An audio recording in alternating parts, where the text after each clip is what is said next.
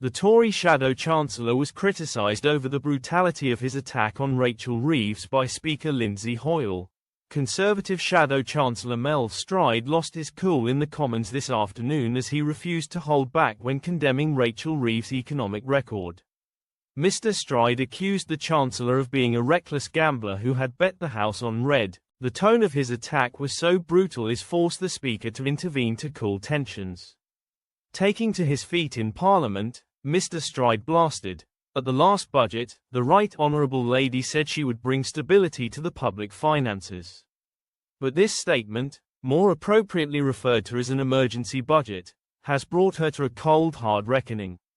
She has become very fond recently to talking about how the world has changed. It has, Mr. Speaker. This country was growing at the fastest rate in the G7 only a year ago.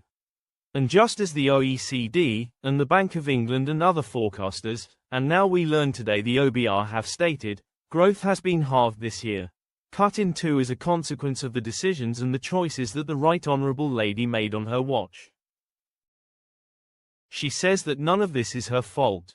It's the war in Ukraine, it's President Trump, it's tariffs, it's President Putin, it's the Tories' legacy, it is anybody but her.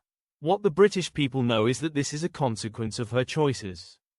She is the architect of her own misfortune. She talked down the economy so that business confidence crashed through the floor. She co-infected a £22 billion black, a smokescreen to cover up the fact they reneged on their promises to the British people at the last election. Mr. Stride concluded, she rolled the dice on a wafer-thin margin, and she lost. Reckless, with her fingers crossed. She fiddled the targets and she missed them.